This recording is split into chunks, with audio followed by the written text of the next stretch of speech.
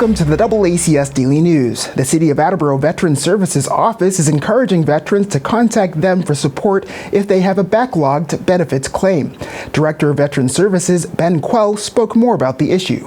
Whenever an initial claim for benefits of any kind has extended beyond 125 days before the veteran or surviving spouse gets a decision, that's considered now a backlog case.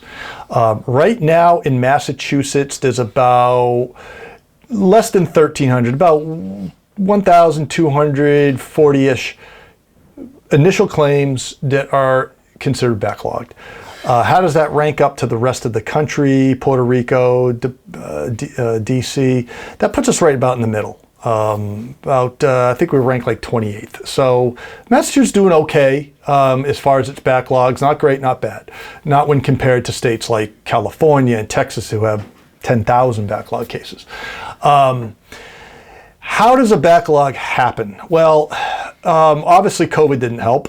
Everything got backlogged during that point in time.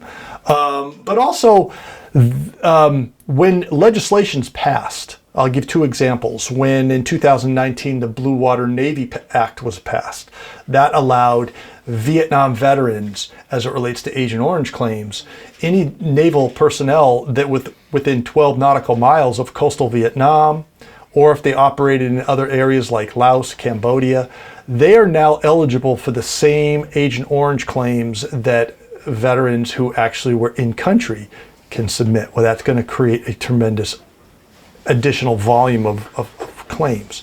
Also, the PACT Act, which passed in 2022, that added more ailments, illnesses, and cancers to both the Vietnam veterans as it relates to Agent Orange. So all those individuals that now have like hypertension can now put in for Agent Orange claims, as we like to call them.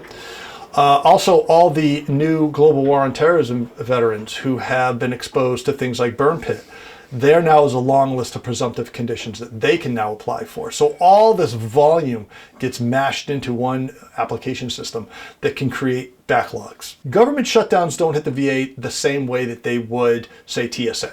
Okay, but it does affect other elements of the system. For instance, if somebody wants to call customer service at the VA and try to find out what their options are for education benefits linked to their service, those individuals could be directly affected by a shutdown and make it more difficult for veterans to get their answers.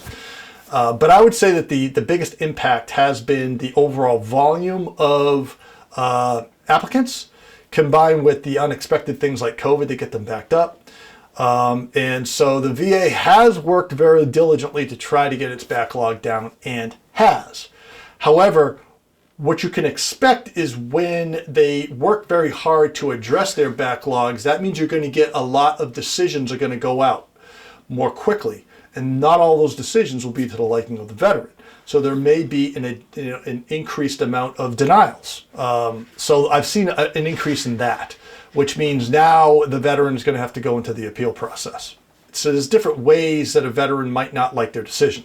They could get a decision, meaning they're granting them benefits. They're just not to the level that they want. And they think that they should have gotten more. That's fine. You're going to continue to get paid out what it is they've granted, while at the same time you could go into an appeal process. Or a veteran could get a denial. Okay, if they do get a denial, it has to be detailed as to what they considered and why they denied you. Again, if a veteran doesn't understand or like that denial, they can then go into an appeal process. I call it a process because there's different ways you can appeal. If you have a claim that you have questions or concerns about, irrespective of whether or not you did the claim with my office or not, it's fine. If you are an Attleboro veteran or surviving spouse and you need some help, you can simply reach out to my office here at City Hall. We work Monday through Friday. You can call my office 501-223-2222. My direct line extension is 3282. Or you can get me on email at bquelle, BQUELLE, at cityofattleboro.us.